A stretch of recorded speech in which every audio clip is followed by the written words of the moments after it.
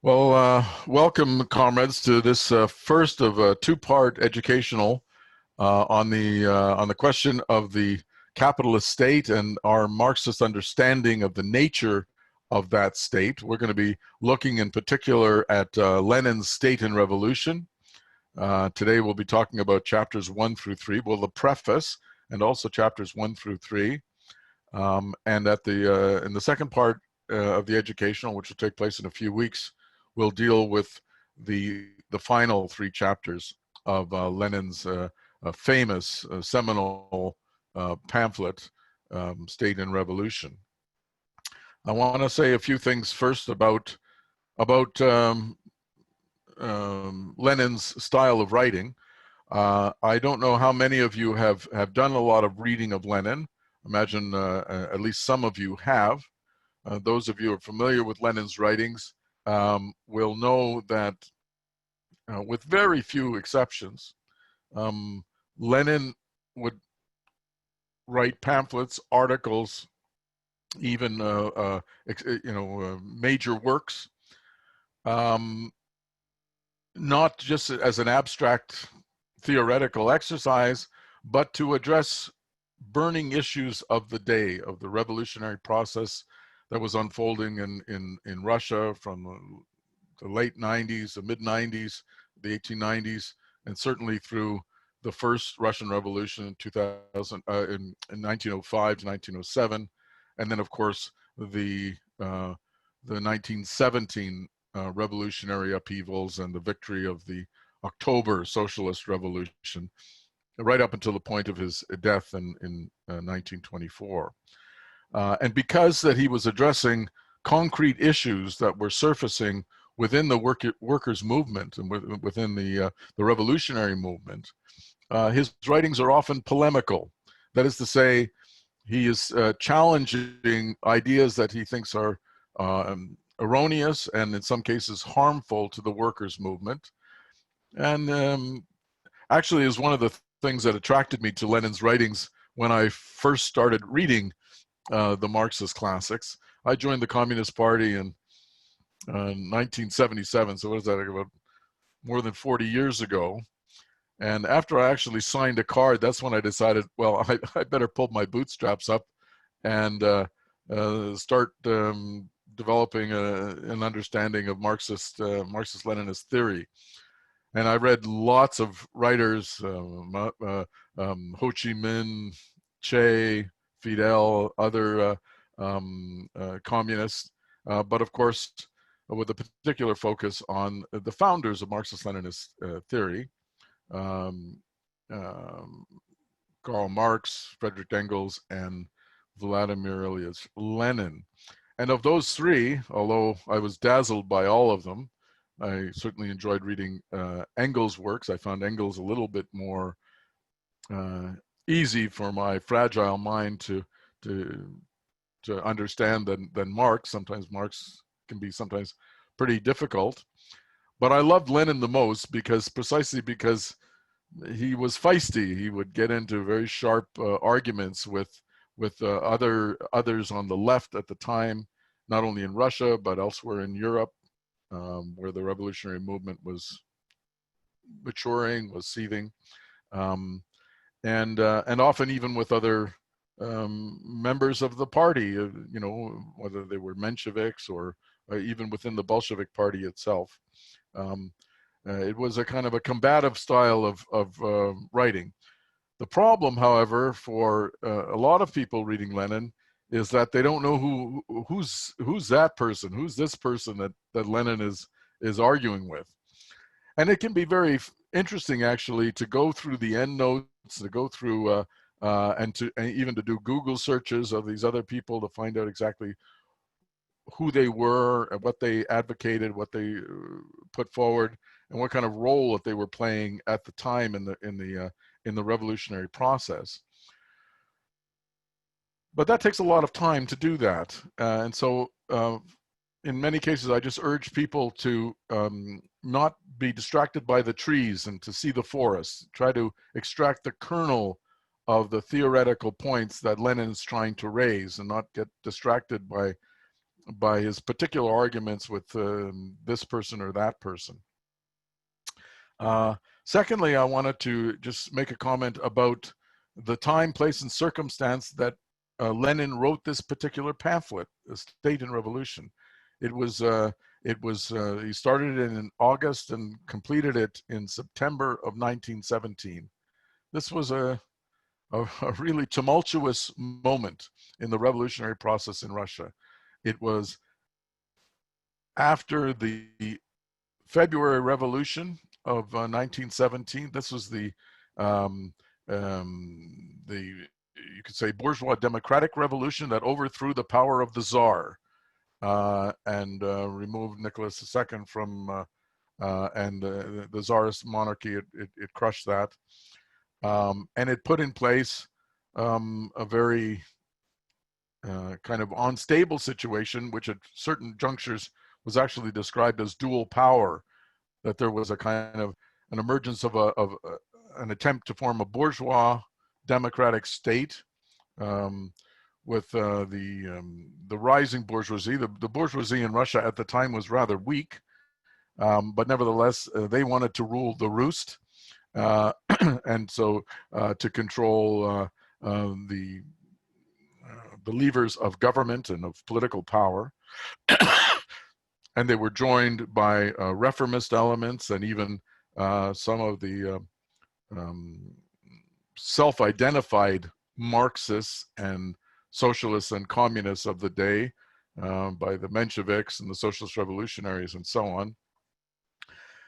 And then at the same time, there were these grassroots revolutionary bodies that were taking shape in the form of Soviets of workers, of peasants, of soldiers, of not officers in the army, but rank and file soldiers that had been drafted and pressed into service in the Russian army.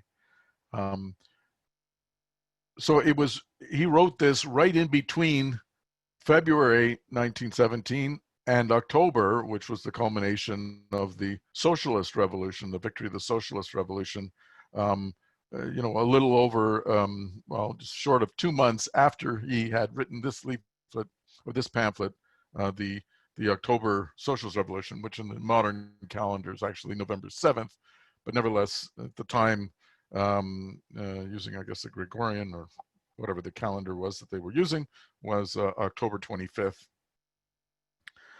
In any case, it was a time of ferment, and big questions were arising about, well, what does it mean to take state power, to have real political power for the working class? Can we basically take over the levers of the state that was already in place? Part of it was the Tsarist state, part of it had just been in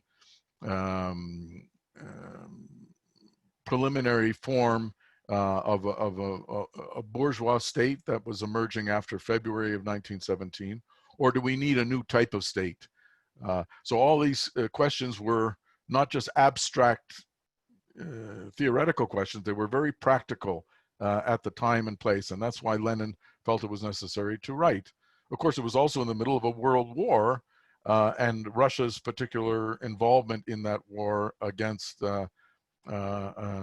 Germany on the Eastern Front, where both German and Russian workers and peasants mostly, who had been pressed into military service, were being used as cannon fodder in an inter-imperialist conflict. And at a time when there was also ferment within the the revolutionary movement itself, and particularly within the Second International. And so we'll talk a little bit more about what all of that meant. But the fact is that starting in 1914, at the outbreak of the First World War, many of the established and the official workers' parties in Europe, in Germany, in France, Labour Party in Britain, in other countries, in Austria and other countries, who proclaimed that they were socialists, and many of them claimed that they were Marxist, nevertheless they adopted social chauvinist positions. That is to say, they were socialists in words, but chauvinists in deeds.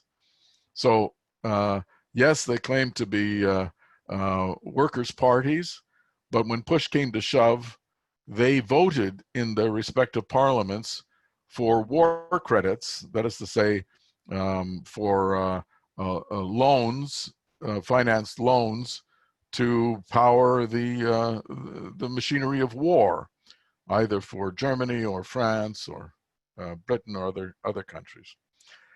And the logic that they used shows how incredibly opportunistic it was. The logic went the following. These parties said, yes, we know that this is an imperialist war. We know that it's being driven by the bourgeoisies of these countries, mostly to not only divide the world, but to redivide the world, to grab colonies, French colonies and German colonies and so on and so forth in Africa, in Asia and whatnot. In other words, the classic imperialist redivision of the world. But, so the logic went, if our side, if that's to say, if the German side or the French side or whatever wins the war, well, that'll be good for our workers because we'll get higher wages and so on and so forth. In other words, they chose a patently opportunist line of supporting their own national bourgeoisies against other countries and against the workers of other countries, because after all, it was mostly working people that were dying in those trenches and being gassed and being, in their millions who were being slaughtered in that inter-imperialist war. But rather than taking a principled position against the war and against their own bourgeoisie, they in fact collaborated with their national bourgeoisies to push forward this war agenda, this imperialist agenda. And so they were socialists in words, but chauvinists in deeds. And this led to a crisis within the Second International, which was, the socialist, the working class, the revolutionary international of the day, with most of these parties adopting social chauvinist positions, but some of the parties, and first and foremost, the Bolsheviks in Russia, who said, no, our job is to oppose not only war in general, but in particular this imperialist war, and to oppose the aspirations and the agenda of our own national bourgeoisies. So not only is that a working class position, but it's also an internationalist position. So instead of adopting a national chauvinist position of go Germany or go France, no, to adopt an internationalist position and a principled revolutionary working class orientation. So there was a very sharp split within the Second International, which of course after the Russian Revolution culminated in the revolutionary parties, in many cases the main socialist parties split between the reformists, the right-wing social democrats, and the communists, those who followed Marxist-Leninist orientation.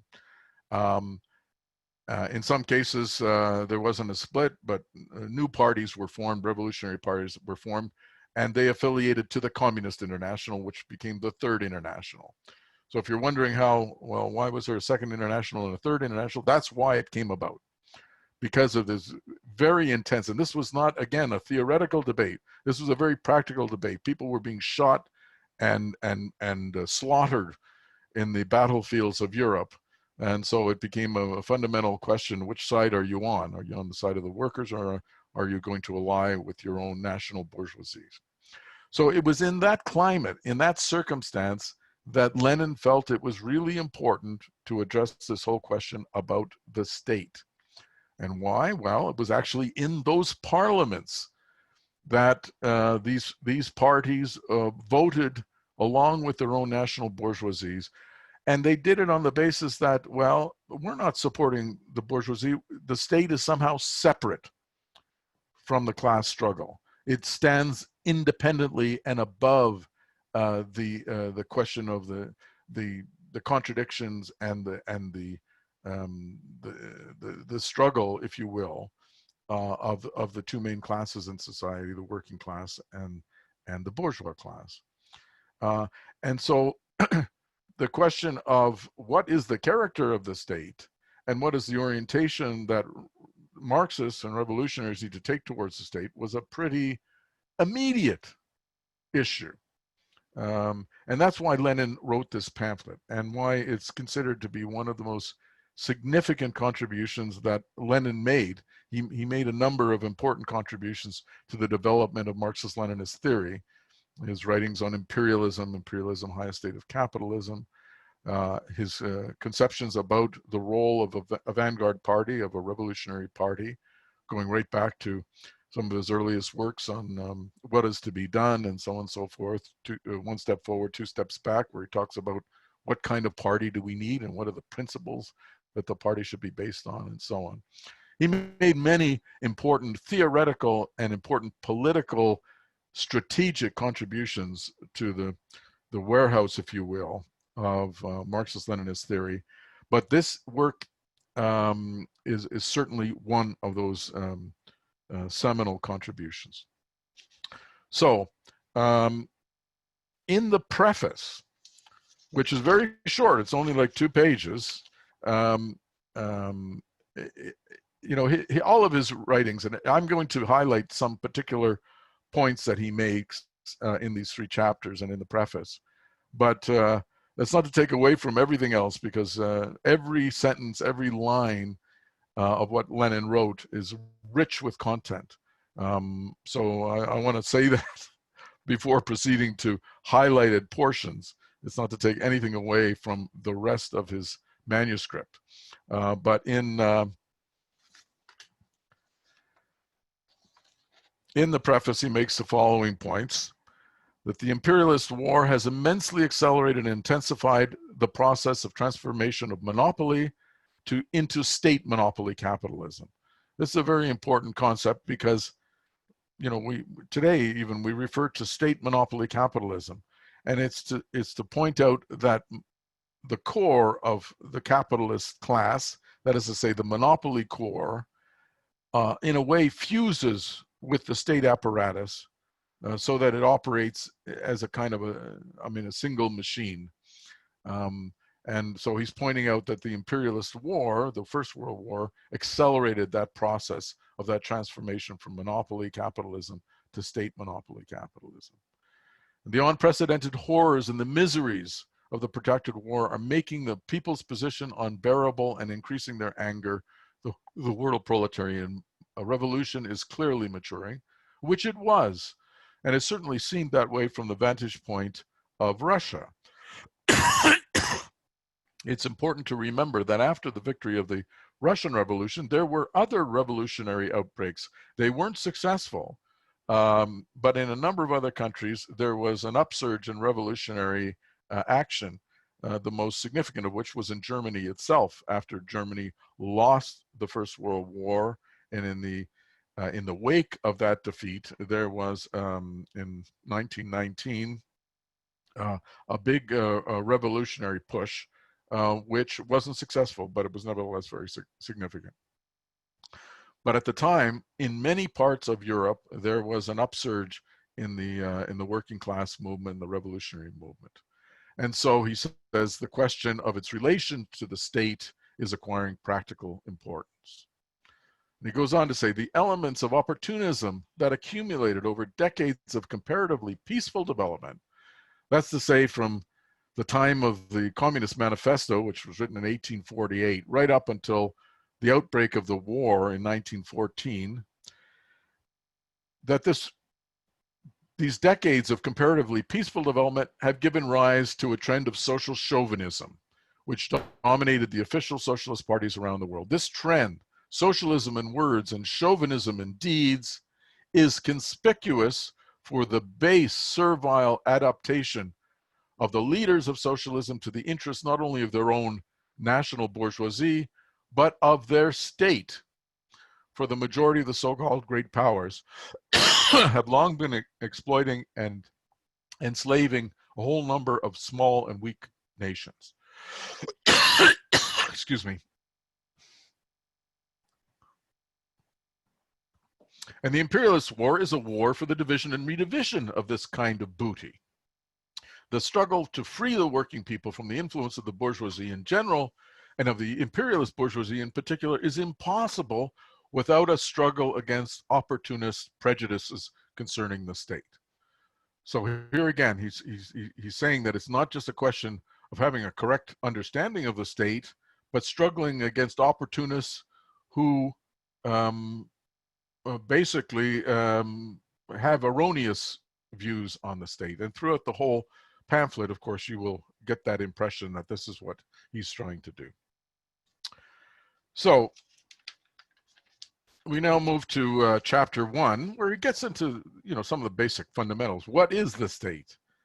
And he points out, amongst other things, that there is no state, and there was essentially no state, quote unquote, in pre-class divided societies and primitive communal and clan societies.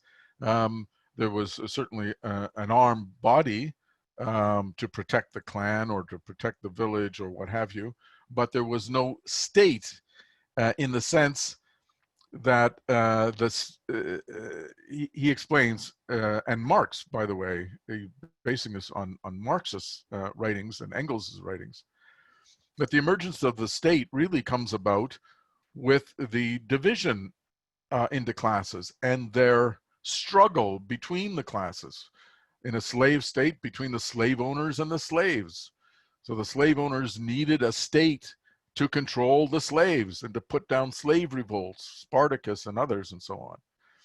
That the feudal state was an instrument of the aristocracy, which was based on land ownership, against the serfs, against the peasants. And of course, under capitalist conditions, the state is an instrument of class domination by the capitalist class against the working class and all other sections of the population that are oppressed and exploited by capital. So he writes here, what is happening to Marx's theory has, in the course of history, happened repeatedly to the theories of revolutionary thinkers and leaders. I really like this quote, of oppressed classes fighting for emancipation. During the lifetime of great revolutionaries, and he's talking about Marx here, during Marx's lifetime, the oppressing classes constantly hounded them, received their theories with the most savage malice, the most furious hatred, and the most unscrupulous campaigns of lies and slander. But after they died, after their death, attempts are made to convert them into harmless icons, to canonize them, so to say, to hallow their names to a certain extent for the consolation of the oppressed classes, and with the object of duping the latter, while at the same time robbing the revolutionary theory of its substance, of blunting its revolutionary edge, and vulgarizing it. We see this today, for instance, with Che. Everybody's got a Che t-shirt and whatnot, and everybody talks about Che, and so on and so forth. But this is in a way to strip Che and Che's ideas of their revolutionary content. And this, so he's making this point about Lenin, about Marx, but it's certainly true. You can even see parallels today.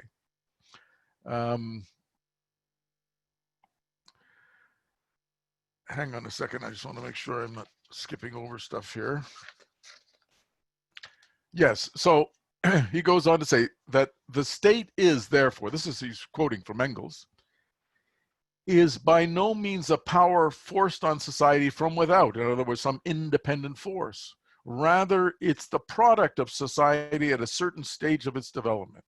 It is the admission that this society has become entangled in the insoluble contradiction within itself, that it has split into irreconcilable antagonisms which it is powerless to dispel.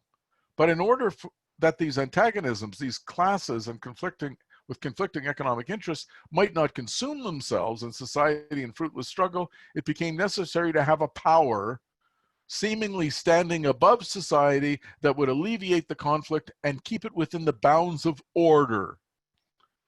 That's why, by the way, I hate this expression.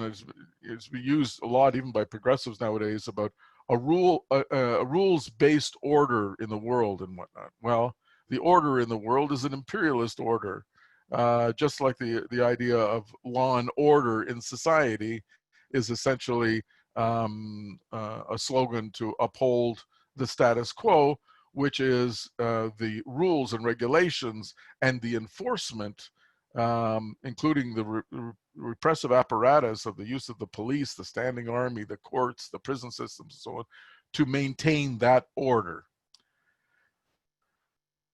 And that to keep it within the bounds of order, and that this power arising out of society, but placing itself above it and alienating itself more and more from it, is the state.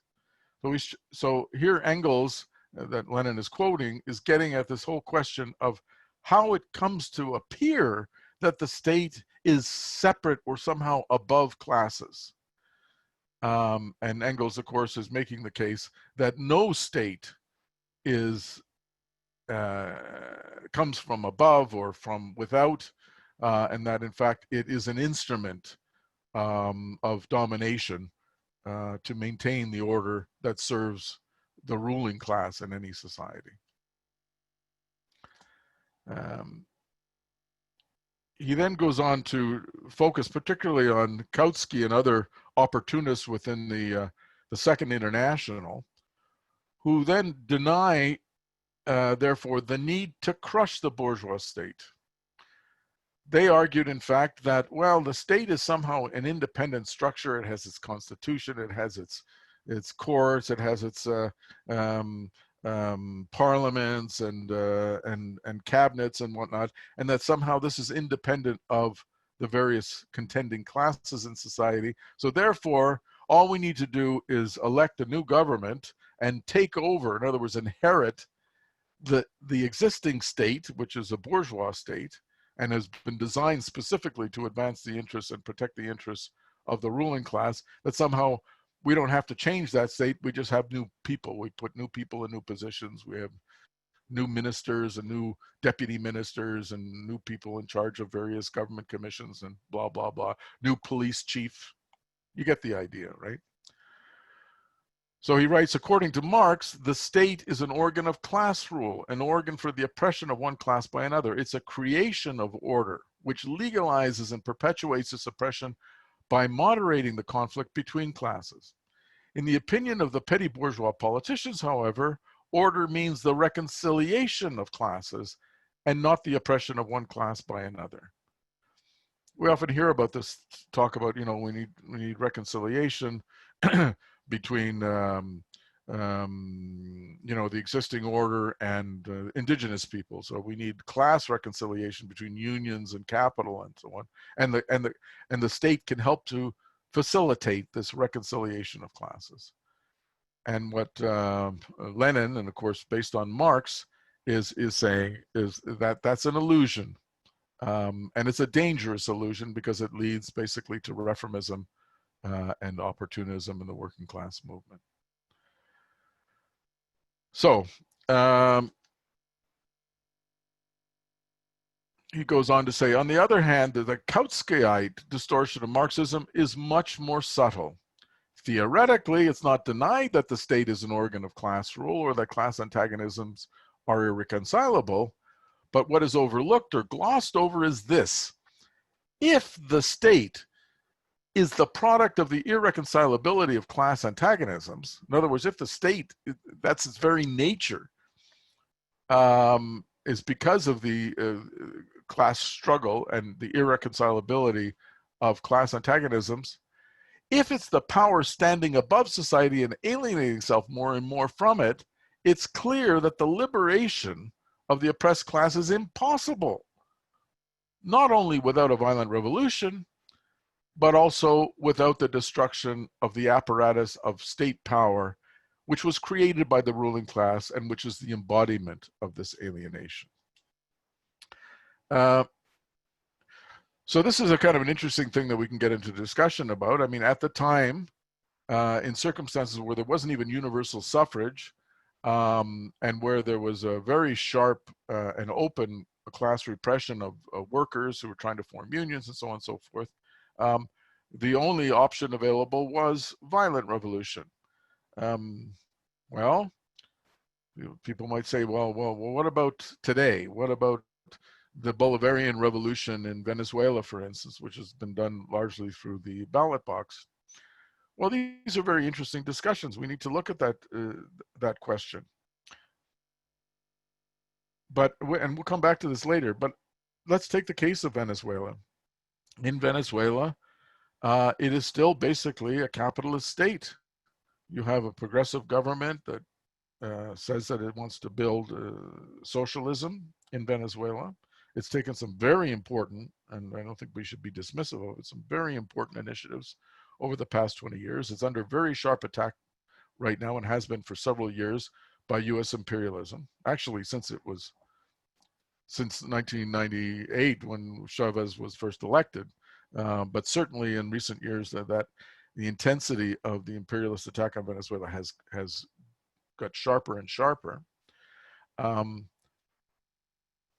But it's interesting to look at the situation in Venezuela because they didn't smash the bourgeois state. They tried as much as possible to maintain that state and to work with that state.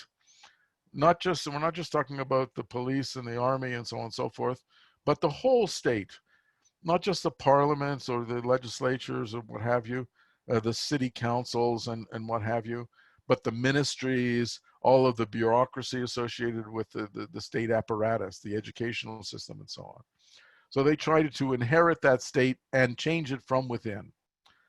But it's interesting that in the course of doing that, they very soon discovered that they couldn't do it, that there was so much resistance from within the state bureaucracy, within the state apparatus itself, to the policies of the Bolivarian Revolution, Chavez's policies and the policies of the popular forces, that they were forced to go around, in many cases, ministries. And that's why they established the misiones, which was in a way kind of like a parallel state, because they couldn't count even on their own state apparatus. They had political power, they had governmental power, but they didn't have full control of the bourgeois state, which was actively trying to undermine the Bolivarian Revolution.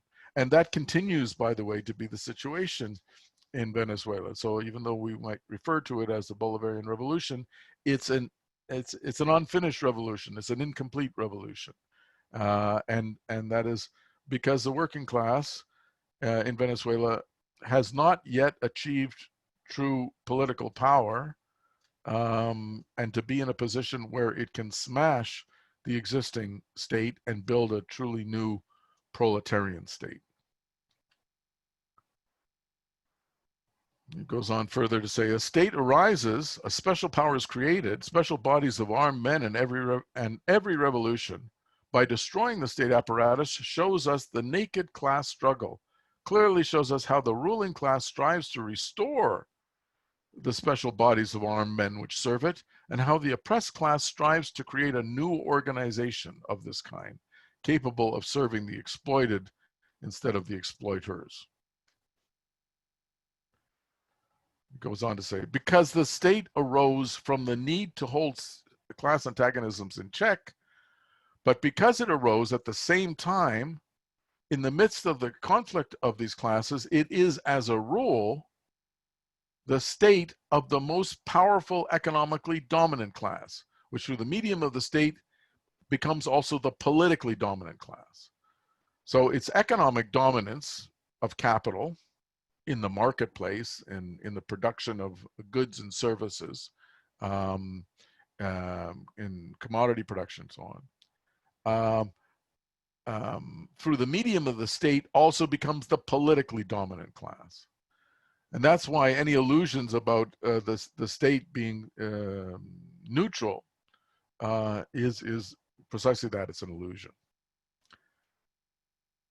The ancient and feudal states were organs for the exploitation of the slaves and the serfs. Likewise, the modern representative state is an instrument for the exploitation of wage labor by capital. By way of exception, however, periods occur in which the warring classes balance each other so nearly that the state power is a ostensible mediator acquires for a moment a certain degree of independence of both. This is a rather interesting reflection, particularly on certain periods in French history where the state actually um, was not simply the file clerks for the ruling class, and they actually acted for very short periods of time because it's untenable over the state has to be based on a class. It's either the working class or it's the capitalist class. But there can be moments when there could be a certain degree of independence. I want to give you another interesting example. This isn't exactly the same example that Lenin is getting at. But if you look at South Korea, after the Korean War more or less came to an end, but of course it's just a truce. They've never signed a peace treaty on the Korean peninsula. But after the armistice, uh, U.S. imperialism was eager to make sure that South Korea would be a bastion and basically an aircraft carrier, if you will, for imperialist forces in Asia, in the Far East. And to this day, it has served that role, increasingly directed at China. But even back in the 50s, this was a principal objective. Of course, at the time, the Soviet Union existed as well. And of course, the Soviet Union also had a border with the Democratic People's Republic, North Korea. So it wasn't just China, but also the Soviet Union. And so the US wanted to make sure that South Korea was an instrument to serve their interests. But they had a far-sighted view. They wanted South Korea to become an industrial power in and of itself. And so they put in place a puppet government, but a puppet government with instructions to act against their own ruling elements in South Korean society itself. And those were the landowners. And so you had a weird situation where the South Korean government, which was a bourgeois government, nevertheless took very sharp actions against their own class, if you will, which was primarily based in terms of the land, based in terms of rural production, and forced a land reform on these landlords,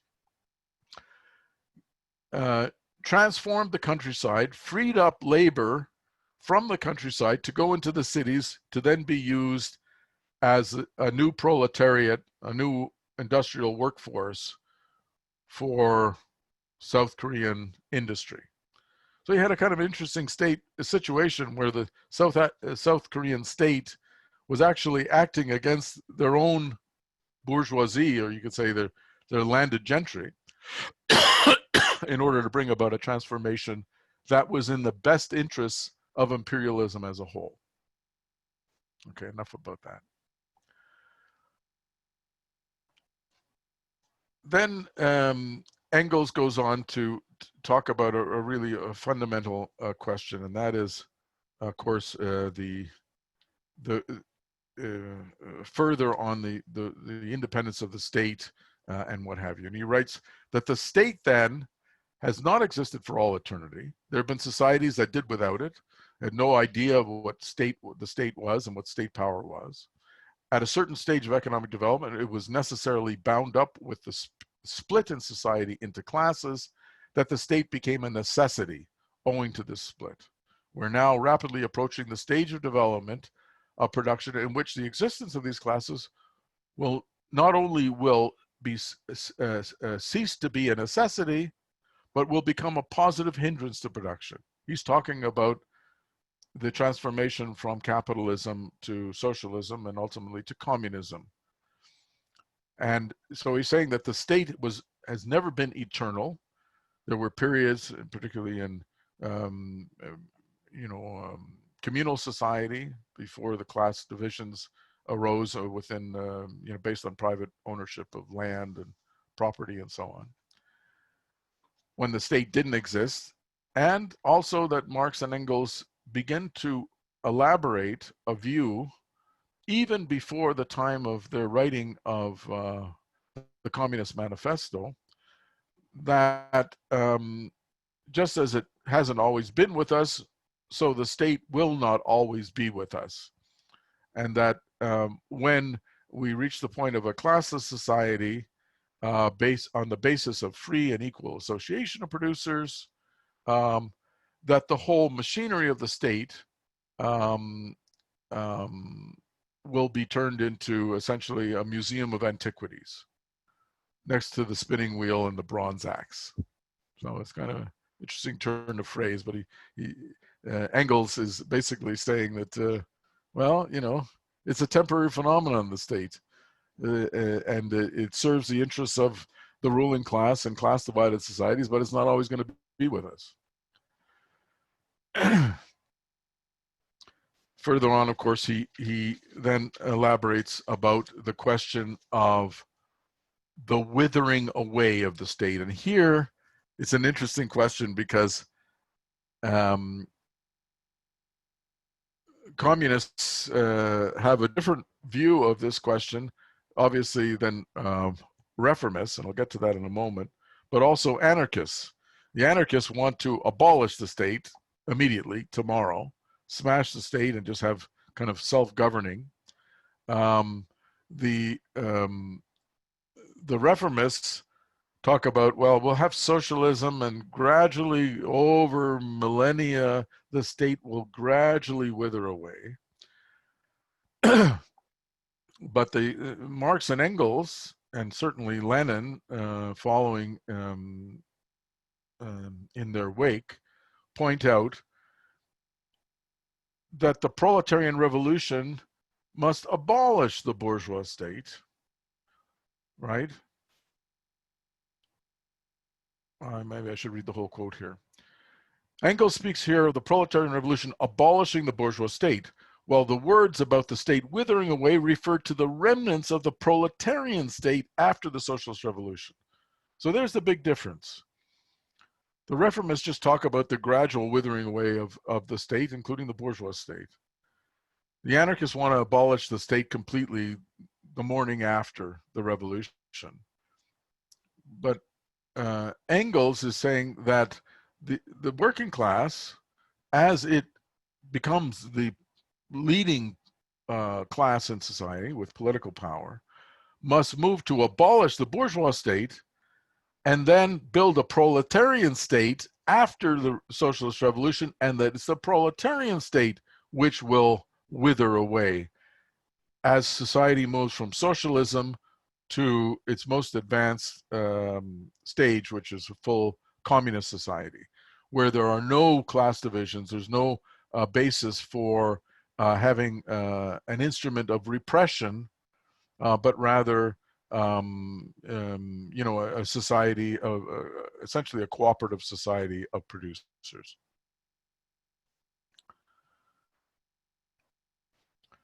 He goes on to say that and this is what he tries to do in this chapter, by the way, is he's pointing out how the thoughts of Marx and Engels evolved before the Communist Manifesto, in the Communist Manifesto, and then, as you see in the following chapters, after the Communist Manifesto, particularly after the revolutionary upsurges in France, both in 48 to 51, but also in the Paris Communes, or the victory of the Paris Commune in 1871. That, you know, Marx and Engels weren't writing in, you know, in cyberspace. They were basing their understanding and their analysis on real life situations. And so their thinking about the state evolved.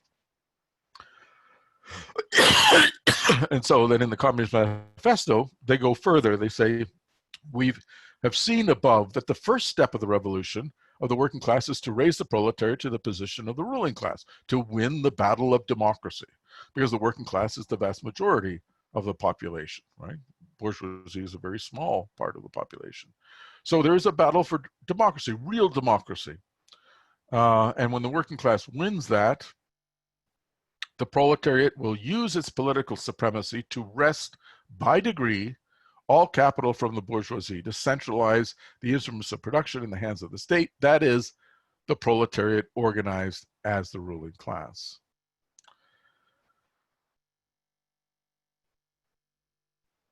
The state is a special organization of force. It is an organization of, I'm kind of running late here, so I'm going to speed this up. It's an organization of violence for the suppression of some class. What class must be the proletariat suppressed? Naturally, only the exploiting class, that is to say, the bourgeoisie. And here, this is kind of the ABCs of Marxism and where we differ with the anarchists. Because if you abolish the state, what instrument are you going to have to preserve the revolutionary victory of the masses of the people? Because the bourgeoisie, the day after they lose political power, still wield tremendous power. Power of money, the power of capital, the power of the control of the means of production, which can't be taken overnight. You can't nationalize everything overnight. And they will use their bank accounts, they will use their stashes of gold, they will use all of the threads of rule that they have maintained for hundreds of years to overthrow, to organize counter-revolutions against the workers. And so it's necessary to have an organization of force, the form of a proletarian state, to suppress the exploiting classes, namely the bourgeoisie. The working people need a state only to suppress the resistance of the exploiters, and only the proletariat can direct that suppression, can carry it out. For the proletariat is the only class that is consistently revolutionary, the only class that can unite all of the working and exploited people in the struggle against the bourgeoisie and in completely removing it. They don't talk, by the way, this doesn't mean that every last capitalist is put up against the wall and killed. It means removing them as a class, removing the power base as a class. And they can go into retraining programs and they can have jobs and wages and so on and so forth. But their capacity as a class is what would be removed, what would be destroyed. The overthrow of the bourgeois rule can be accomplished only by the proletariat, the particular class whose economic conditions of existence prepare it for this task and provide it with the possibility and the power to perform it. While the bourgeoisie break up and disintegrate the peasantry and all of the petty bourgeois groups, they well together unite and organize the proletariat. Only the proletariat, by virtue of its economic role, is capable of being the leader of the working people. And it goes on to continue to make these points. So I'm going to skip through a lot of these quotes here, but they're really, really powerful explanations of how Marxists, how communists see the question of the relationship between the class, the revolutionary process, and the state. And here now gets into the question of the concept of the dictatorship of the proletariat. This is a concept which our party upholds, and it's right in the program of our party. And even though many parties have abandoned the concept of the dictatorship of the proletariat, the Communist Party of Canada hasn't. We don't use it in our day-to-day leaflets and even in our program, although there is a reference to, but we do talk about working class power. So which means essentially the same thing, that the working class must, when it gains political power, exercise a form of class dictatorship. Just like the bourgeoisie maintains a policy of class dictatorship against the working class today. It may seem representative. It may seem, well, if we go to the ballot boxes every 5 years, usually to avoid, to elect rather a new flock of people to maintain bourgeois rule. But the fact of the matter is that in its essence, the bourgeois state apparatus including its parliaments and its legislatures and whatnot, is an instrument of the dictatorship of the bourgeoisie. And so Marx, Engels, and Lenin said, well, there's a need for a dictatorship of the proletariat. At least for the period for the building of socialism, and as the first stage in the road to a fully classless communist society. It's at that point that the proletarian state begins to wither away and to ultimately to disappear. He goes on to talk about, to decide once every few years which members of the ruling class is to repress and crush the people through parliament. This is the real essence of bourgeois parliamentarism. I like this quote. Not only in parliamentary constitutional monarchies, but also in the most democratic republics. But if we deal with the question of the state, and if we consider parliamentarism as one of the institutions of the state, from the point of view of the tasks of the proletariat in this field, what's the way out of parliamentarism? How can it be dispensed with? And here he writes, and this is very interesting, the way out of parliamentarism is not, of course, the abolition of representative institutions. Just like we don't call, for instance, for the House of Commons to be abolished. But he goes on to make the point that the essence of those representative institutions need to be converted from being talking shops into working bodies. And here he's basing this conclusion, and this is both Marx and particularly Engels, on the experience of the Paris Commune, which, even though it only lasted a few months, was nevertheless incredibly significant. It was the first, basically, the first proletarian revolution. And it only included Paris and its suburbs and so on. It was quickly snuffed out by both the French and German armies and what have you. But nevertheless, even for a very short period of time, the Paris Commune was a very significant, you could say, experiment. The first experiment, the first even fleeting victory of the working class. And what happened actually in Paris during those few months was that they had started this process of transforming elected bodies into working bodies. They still had officials, but those officials were subject to recall at any time. Furthermore, the officials did not have big inflated salaries. They received the wages of the average working person, what we would call today the average industrial wage, and so on. Can you imagine a situation where members of parliament in Ottawa received the average industrial wage? Well, would that transform that body? It's not just a question of money, but it's getting at the essence of what is meant here. And abolishing the bureaucracy at once, everywhere and completely, is out of the question. And here, Marx and Engels are pointing out that again, just like abolishing the police, and you hear this slogan all the time now in these protests, or abolishing the state as a whole. Well, you can't abolish bureaucracy at once, everywhere, and completely. And he goes on to say, they go on to say that this is a utopia. But to smash the old bureaucratic machine at once and to begin immediately to construct a new one that will make possible the gradual abolition of all bureaucracy, this is not a utopia. This is the experience of the commune, the direct and immediate task of the revolutionary proletariat. We're not utopians. We do not dream of dispensing at once with all administration, with all subordination. These anarchist dreams, based upon incomprehension of the tasks of the proletarian dictatorship, are totally alien to Marxism, and as a matter of fact, serve only to postpone the socialist revolution until people are different. No, we want the socialist revolution with people as they are now, with people who cannot dispense with subordination, control, foremen and accountants, and so on.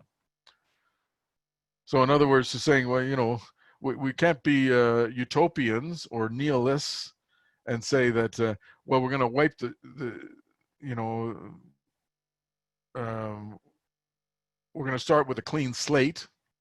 By the way, this is one of the things which was part of the left adventurism in Kampuchea, where Pol Pot and his followers, they tried to do that. They tried to, anybody who had glasses, for instance, was considered to be bourgeois because they had glasses, and their glasses were taken away and they were sent into the countryside to work in the rice paddies and so on. They had this kind of infantile left adventurous view that somehow we can completely eliminate the bourgeois state and start from scratch. But this was not a Marxist position. And even Marx and Engels repudiated those positions, because even in those times, they were fighting too against anarchists like Proudhon and Bakunin and others, who Bakunin actually had a wing within the International, including even the First International, advocating for this anarchist position. And Marx and Engels and subsequently Lenin polemicized against the anarchists and pointed out what is the difference between Marxism and anarchism. It points out that on some points that the Marxists and Karl Marx himself agreed with Proudhon, that they both favored smashing the modern state machine. Then goes on to say, but Marx disagreed both with Proudhon and Bakunin precisely on the question of federalism, not to mention the dictatorship of the proletariat. Federalism as a principle follows logically from petty bourgeois views of anarchism. Marx was a centralist. There was no departure whatsoever from centralism in his observations just quoted. Only those who are imbued with a Philistine superstitious belief in the state can mistake the destruction of the bourgeois state machine for the destruction of centralism. So here he's saying that Marx and Engels understood that it's important for there to be a centralized state. And by the way, it's even more important today, in the idea that we're all going to go and set up our little cabbage patches and our communes in the countryside and have autonomous islands of local self-governing control is an illusion, and it's a dangerous one when we have obviously the need for infrastructure, where we have mass production, where we have things like the pandemic and whatnot, where there is a role for the state. The question is, whose state, who controls the state, and what its character is in terms of which class interests it serves and which class interests it struggles against. So that kind of brings me to the end. I just wanted to finally point out some questions that we can talk about, because I don't think we're going to get into a long discussion about the theory of that Lenin, Marx, and Engels put forward. But it is important for us to understand where the perspective of our party comes from. Its theoretical basis is a Marxist understanding of the state. But it has very immediate reflections today. And sometimes they're not always apparent to people. But take the question of the police. I referred to it earlier. You have the reformists who are talking about, well, all we need to do is have more civilian oversight and what have you. And then you have the anarchists who are talking about abolishing the police and whatnot. Well,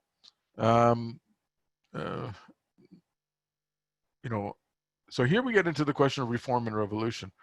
Some reforms, we should fight for civilian oversight of the police, but we should have no illusion that that will solve the problem.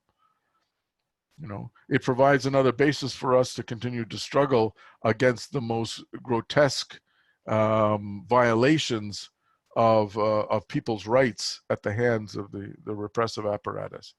But we have not only the police, but we have the court system. We have the whole infrastructure of laws, which is oriented towards serving the interests of protecting private property and the interests of the wealthy. So you have the courts, the prison system, the standing army, which again is not neutral. but it's an instrument of the state and so on. So, you know, we see this whole debate around what is the nature of the state and what in these recent developments flowing out of the you know, the murder in Minnesota of George Floyd and all of these protests and what have you. But there's also other reflections of it. And by the way, these are going to sharpen in the coming months. And this has to do with what happens as the pandemic recedes and as the economic crisis deepens into a full-blown recession / depression. You know, well, how are we going to get out of this? And you know, you hear even in the labor movement, even in the CLC, calls for, oh, well, we're all in this together and we all have to work together, and we need some sort of tripartite structure, unions, business, and the government, to make sure that that nobody is left behind. Well, tripartism is a form of class collaboration. And that debate's been going on in the labor movement for decades. The idea, and it's rooted in this notion that the state is independent of classes. So you see this in, for instance, labor relations all the time, in you know, arbitration process, and in labor negotiations, and health and safety policies and so on and so forth.